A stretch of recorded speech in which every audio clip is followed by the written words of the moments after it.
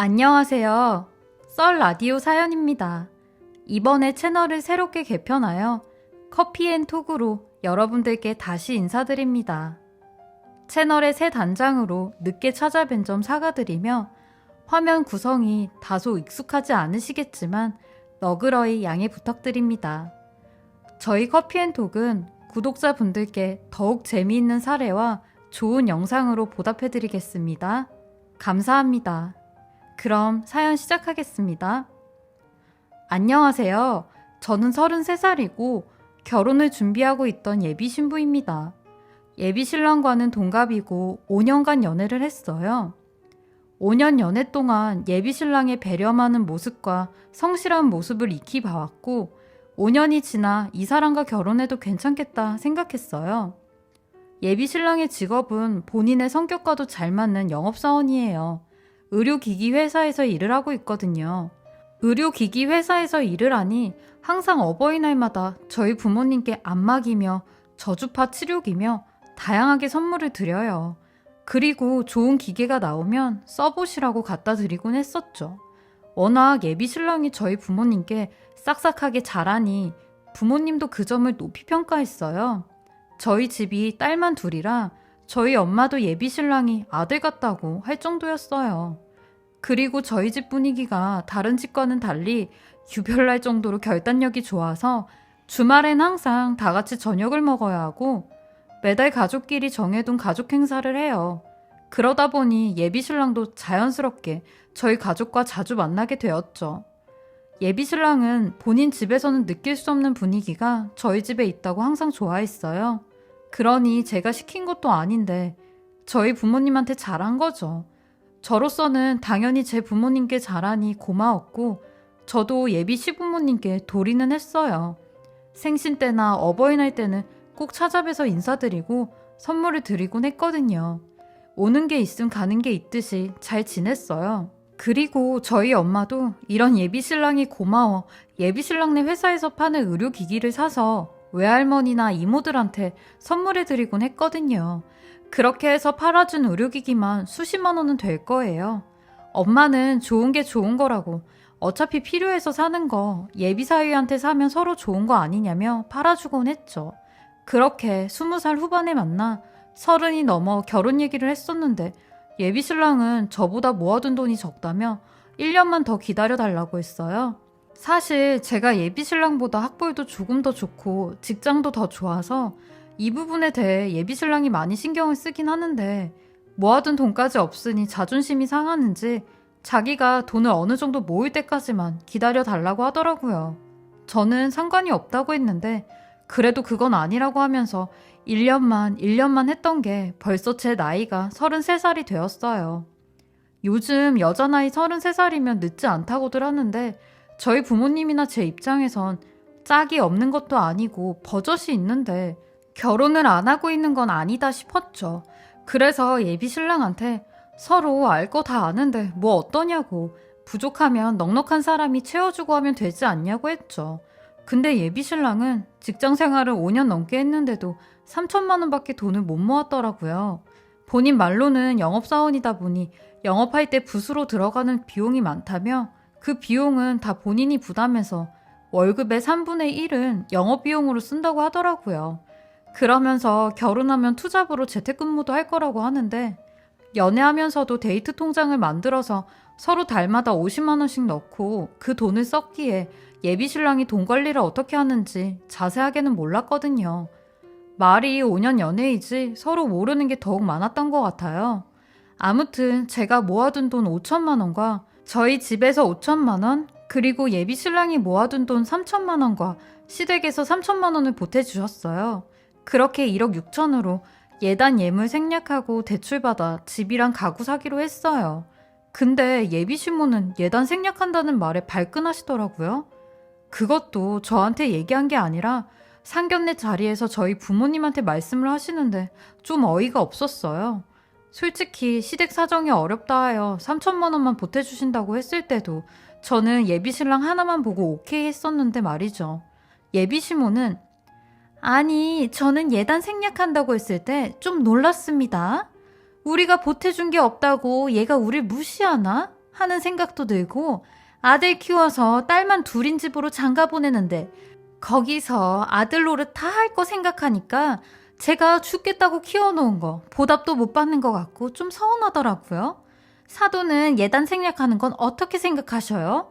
라고 대놓고 저희 엄마한테 물어보시는데 순간 정적이 흘렀어요. 저도 당황했고 저희 가족도 당황을 했죠.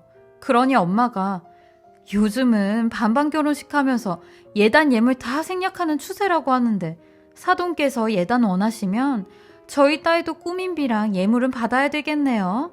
그리고 애들이 결정한 건데 다 생각해서 오죽 잘했을까요? 하며 말씀하셨죠. 예비신모 저희 엄마한테 저런 얘기하면 저희 엄마가 굽히고 예단하겠다고 할 줄 아셨나 봐요. 근데 저희 엄마도 워낙 옳고 그런 건 정확하셔서 할 말은 다 하신 거죠. 그렇게 찜찜한 상태로 상견례가 마무리되고 식구들은 각자 집으로 가고 저랑 예비신랑은 상견례 끝나고 가구 알아보러 가기로 해서 제 차로 이동을 했어요. 차 타고 가는데 예비신랑이 먼저 기분 나쁘다고 얘기를 하더라고요. 상견례 하고 나면 대부분 커플들이 싸운다고 하는데 딱 그 상황이었죠. 어머님은 꼭 우리 엄마한테 말씀을 그렇게 하셔야 속이 시원하신데? 아니, 아들든 엄마로서 예단 얘기 할 수 있는 거 아니야? 우리 엄마가 많은 걸 바라는 것도 아니고 기껏 아버지 양복이랑 엄마 가방 하나 사달라고 하는 건데 그 정도는 해드릴 수 있잖아. 근데 자기 어머님은 거기서 예물 얘기랑 꾸민비 얘기를 하시냐? 참 치사하게. 뭐가 치사해? 나는 어머님이 예단 얘기 하실 줄은 몰랐네. 반반 결혼식이라고 해도 엄연히 우리 집에서 돈을 더 보태서 하는 거 아니야? 어머님이야말로 우리 집에서 아들 노릇이니 뭐니 하시면서 말씀을 그렇게 하셔야 돼? 나도 결혼하면 똑같이 시댁에서 며느리 노릇하는 거 아니냐고. 우리가 예단 예물 생략한다고 말씀드릴 때는 아무런 말씀도 없으시더니 상견례 자리에서 그런 말씀 하시는데 얼마나 당황스러웠는지 알아? 누가 예단으로 몇 천만 원 가지고 오라고 했냐? 그거 얼마 한다고? 말이라도 네가 알겠다고 해드린다고 하면 어디가 덧나냐고. 결혼하는데 네가 몇 천만 원 더 보탠다고. 진짜 지금 갑질하는 거냐? 슬슬 본색이 나오네? 하는데 말이 시아버지 양복이랑 시어머니 가방이죠. 가방으로 500만 원짜리 명품백을 원하셨거든요.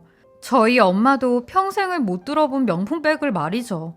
이건 엄연히 얼마 하는 정도가 아니었어요. 그렇게 예비 신랑이랑 말씨름하고 싸우면서 운전까지 하니 결국 사고가 났어요. 옆차가 끼어드는 걸 못 보고 계속 직진해서 가다가 바로 앞에 차가 와 있었고 저는 피한다고 피하다가 고속도로 중앙에 있는 가드레일에 그대로 갖다 차를 박았어요. 제가 급정지를 하는 바람에 바로 뒷차가 제 차를 박고 이중 추돌 사고가 난 거죠. 저는 피한다고 핸들을 오른쪽으로 꺾어서 예비 신랑보다 더 크게 다쳤고 순간 다리가 움직이질 않더라고요. 예비 신랑은 사고가 나자마자 일단은 고속도로고 위험하니 여기서 기다리라며 본인이 사고 신고하고 밖에 나가서 차들 못 오게 한다며 뒷차 운전자랑 얘기를 하겠다고 하더라고요. 저는 정말 꼼짝도 못하고 다리가 미친 듯이 아픈 겁니다. 그렇게 몇 분 정도 지났을까요? 기다리려던 예비 신랑은 돌아오지 않는 겁니다. 나가고 싶어도 나갈 수가 없으니 전화를 했는데 전화도 안 받고 백밀러로 봐도 예비 신랑은 안 보였어요. 저는 2차 사고가 우려돼 창문을 열어 뒷차 운전자에게 도움을 청했어요. 그러니 뒷차 운전자랑 동승자가 깜짝 놀라며 아니 여기에도 사람이 있네? 여기 계속 계신 거예요? 아까 남자분이 그냥 사고 처리하라고 하면서 도로에 이러고 있으면 위험하다고 막 갓길 쪽으로 뛰어가시던데요? 저는 혼자서 막 뛰어가시길래 안에는 아무도 없는 줄 알았어요. 아유, 일어나실 수 있으세요? 제가 부축해 드릴게요. 하는데 와, 예비 신랑 놈은 다친 저를 그냥 두고 지 혼자만 갓길 쪽으로 주랭랑을 쳐서 빠져나간 겁니다. 저는 다행히 뒷차 운전자랑 동승자의 도움으로 내릴 수 있었고 신고 접수를 받은 보험회사의 견인차 덕에 길가 쪽으로 갈 수 있었어요. 그리고 풀숲 같은 데 숨어있는 예비 신랑 놈을 발견했습니다. 정말 비열하기 짝이 없었어요. 자기야, 내가 119 불러서 자기 구해주려고 먼저 이쪽으로 온 거야. 내가 살아야지 자기도 살지. 아이, 근데 괜찮아? 하며 저를 잡는데 저는 그런 예비신랑놈 있는 대로 뿌리치며 야, 내일 모레면 부부가 되는데 네 목숨만 중요하냐? 나는 너 다칠까봐 핸들도 네 쪽으로 틀어서 내가 더 많이 다친 건데? 네가 그러고도 인간이냐? 이 치사한 인간아. 결혼이고 뭐고 당장 없자. 너 혼자 살겠다고 다친 나를 두고 도망가? 너랑 결혼하면 내 인생이 눈에 훤하다 훤해. 했어요. 그리고 119를 불렀다던 예비신랑의 말은 거짓말이었고 지 혼자만 살겠다고 도로공사에 신고를 했더라고요. 저는 보험회사의 견인차를 타고 응급실로 가자고 했어요.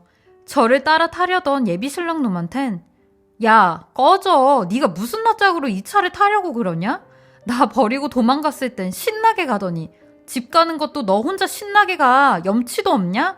하며 저 인간 두고 가자고 했어요. 저는 바로 저희 동네 대학병원 응급실로 갔고 다리에 금이 갔다고 하더라고요. 사고 소식을 들은 부모님이 오셔서 난리가 나셨어요.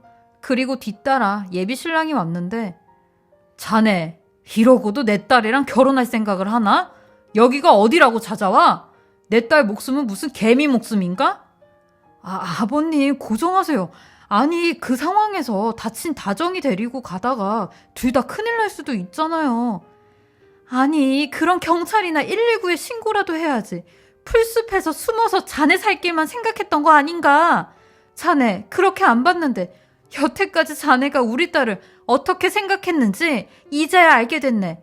오늘 상견례도 그렇고 내가 생각이 많았었는데 하늘이 도왔는지 오늘 자네 실체를 아주 뼛속까지 알게 됐네. 파혼하고 2번 다시 나타나지 마. 어머님 화 푸세요.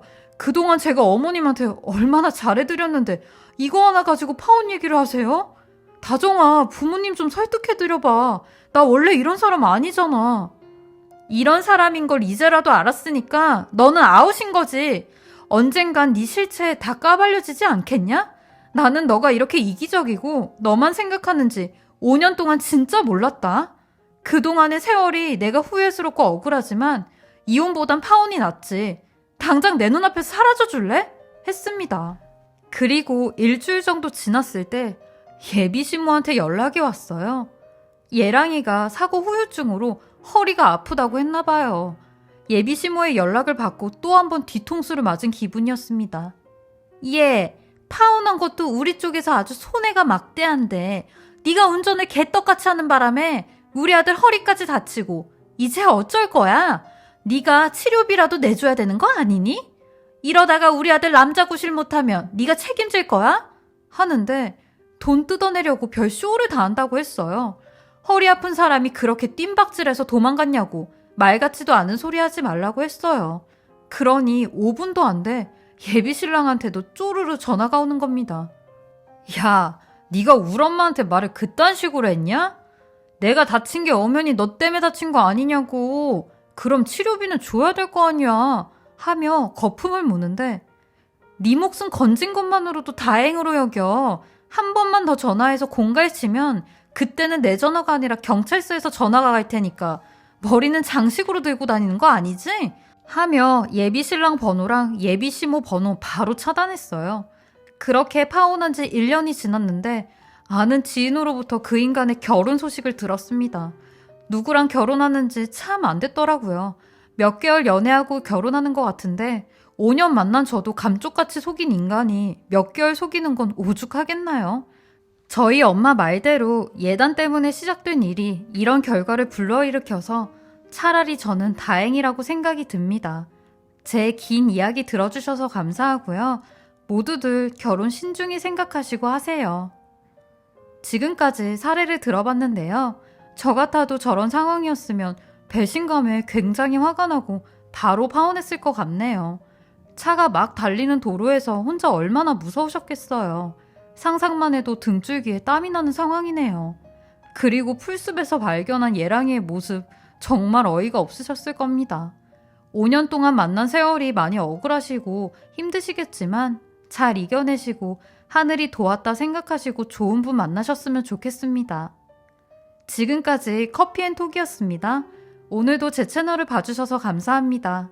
저는 다음 영상으로 또 찾아뵙겠습니다.